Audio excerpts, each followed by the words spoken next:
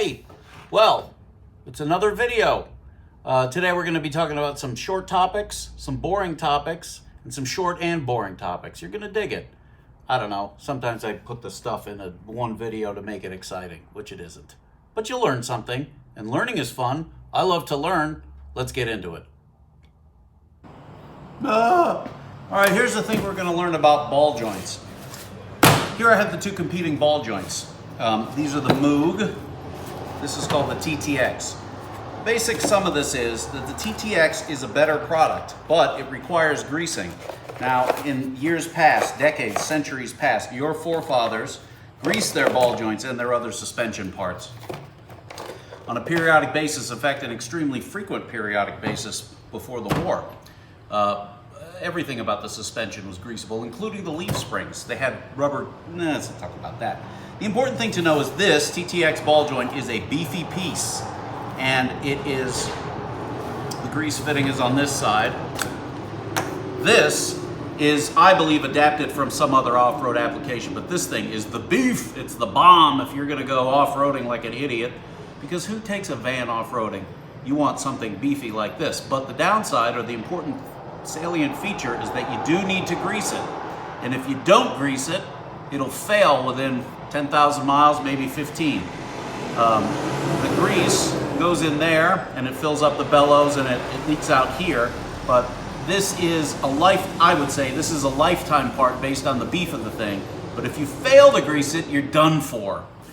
Compared to the Moog is as good or better than the factory unit, although the ball joints aren't very expensive.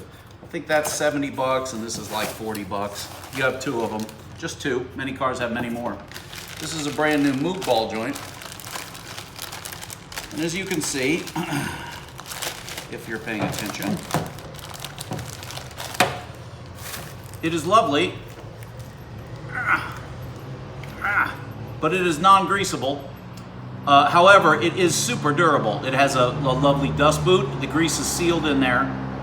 And I have another video on ball joints and ball joint failure from a few years back on my channel if you really want to get excited. For years, or at least I've been putting the TTXs on my vans because I just like the beef and I like the fact that they're greasable. Every time I change the oil or every other time, I would shoot grease in there with a grease gun.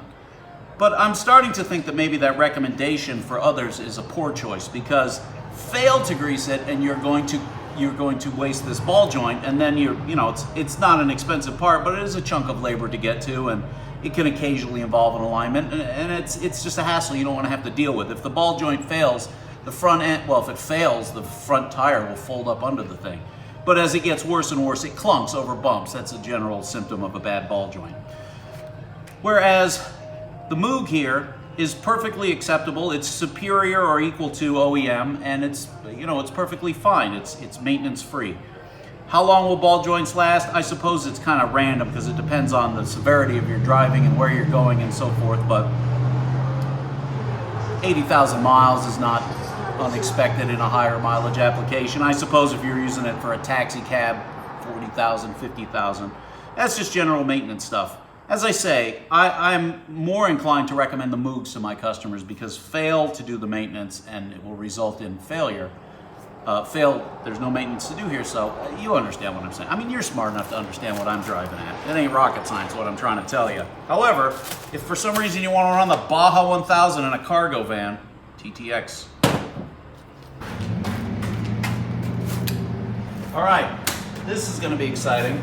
Those of you who watched the previous video saw this. This is the real deal Dorman aluminum oil cooler, and it is a beautiful piece of kit. But on a whim, just because I'm always looking for the better way, I ordered one of the cheap Chinese knockoffs on Amazon. This turd is a little less than half the price. This is the first unboxing. I've never seen it before, so look at that. It already comes with holes in it. This has been on the market for a little while, and I wanted to see what the quality difference was between a real Dorman and this unit. Now, I would never put the Chinese one in a customer vehicle, but I would put one in one of my vehicles and experiment with it, see how it holds up. It has some advantages over the Dorman. Look at that. It comes with intake gaskets. Also comes with these advantages I mentioned are, it does in fact come with a new heat exchanger assembly, and it comes with the new, it's either pressure and temperature or temperature and pressure. I think it's pressure and temperature. Not an expensive parts, that's maybe 30, 40 bucks or whatever. It is pretty nice looking. If I were to peel this out of here and compare it to the Dorman, I already see one difference that I think is I'm going to show you. This is the first time I'm seeing this, by the way, so you may not know what the hell I'm talking about. I assume there's a filter in there, but it comes with a new cap. It comes with the O-rings already installed, but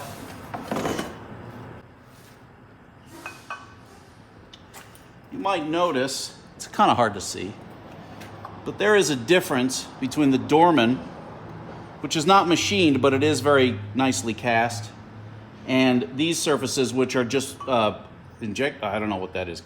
It's not a forging, it's just a casting. But this is much of a rougher finish. These surfaces are rougher. Now that may be, maybe I can get right up there and show you A to B. What you get when you pay for the Made in America type such. Okay, that's a pretty good view. You can see that this fitting is machined by a real machine, and inside that chamfer there and there is machined. This is just cast, although it is rough machined there.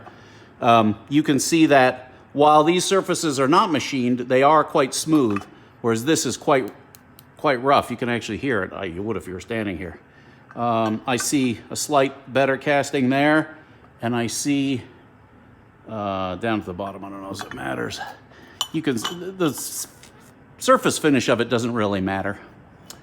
But I mean, you look at something like this, if you have a background in machining and you get very excited, I could tell you that this is a higher quality piece than this without any other thing. Let's look at the heat exchanger.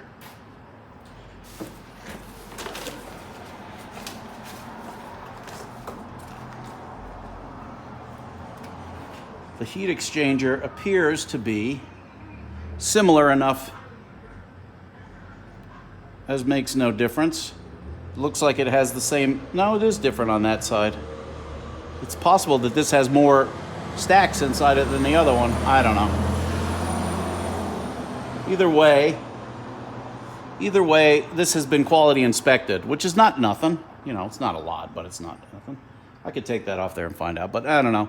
You get what you pay for, but we're going to find out. I shall be your guinea pig in finding out. I shall be your guinea pig in finding out if that thing is going to be as good as this Dorman piece. But let's move on. That was a cheap bit of prop comedy for your pleasure.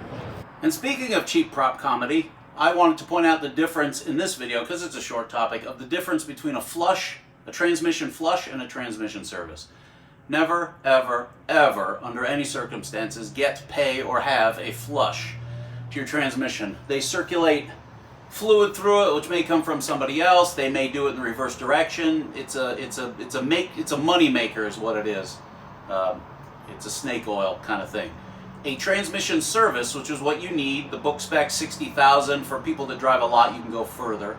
Is drop the pan, replace the filter, all the fluid comes with it, replace the fluid and check the level. That is a transmission service, and that is what is required. There's very little difference in price between a flush and a real service. So why would you mess around with a flush? Every manufacturer, at least the OEMs, they'll claim they'll void your warranty for a flush, but particularly GM says do not, under any circumstances, flush our transmissions, as does Chrysler. So don't do that. And don't let the guy press you. You want a transmission service. It's the kind of thing, every 60,000 miles, we charge an hour and a half of labor, so 180 plus 46 bucks maybe in fluid and 20 bucks for the filter. I mean, it is not super expensive and it is not super frequent. And it is important. It's doing the flush at the recommended service, I almost said that. Doing a proper transmission service at the recommended interval may or may not extend the life of your transmission. It won't hurt it. You could do a service every day of the week and it wouldn't hurt it. And I'm not interested in arguments that dirt in your fluid is what's holding your transmission together. That's stupid. If dirty transmission fluid was what was holding it together, they would put dirt in it when it was new. That's dumb. But just don't get a flush. Who are you going to believe, me or your own eyes? Don't get a flush. I'm speaking to you from a position of authority. In closing, I'd like to say that I give you kind of a status of the shop and how we're doing. I feel like we've run the learning curve and learned as much as we're going to learn about opening slowly. I like to think we're fully open and accepting jobs as they come in. Most of these jobs are generated from these videos and Facebook and the Promaster forum, so they all come in. They are mostly people who are out of town motorhome people or expediters, and they come in by appointment. So we have some number of appointments for the rest of the month, but soon I will actually advertise. Advertise in this case means soliciting fleets of hundreds of Amazon trucks or hundreds of postal trucks or DHL trucks or any of a number of small to medium-sized fleets. And then the challenge will be not so much the fixing and not even so much the parts procurement, which has been a learning curve about which vendors are fast, which vendors are good, and so on, but it will be the challenge will be finding another mechanic and then maximizing all three bays so that a vehicle doesn't tie up a bay all day. Because the whole point of this enterprise is to have all the parts on hand, or almost all the parts on hand, and to get people in and out quickly. Because when I was the customer, when I was at the mercy of shops, I needed this thing fixed. I didn't care so much about the price. I wasn't seeking high price. But what I didn't want was the runaround. What I didn't want was being ignored in a corner over by a copy of Field and Stream that had been there for 8 years with a shitty television, and that feeling of abandonment is what I didn't like. And that feeling of being at the mercy of some schmuck like me. The goal is to help people to avoid that feeling of schmuckery, of exploitation, of powerlessness, and other adjectives that I don't care about. So there you go, Promasters only, lovely Barberton, Ohio. Come see me, make an appointment, or just show up and we'll have coffee. Because I do like to chit chat, and I do enjoy frittering the time away, like with this video. I hope you've learned something. Join me next time for a much, much more interesting topic. Thank you. Carry on.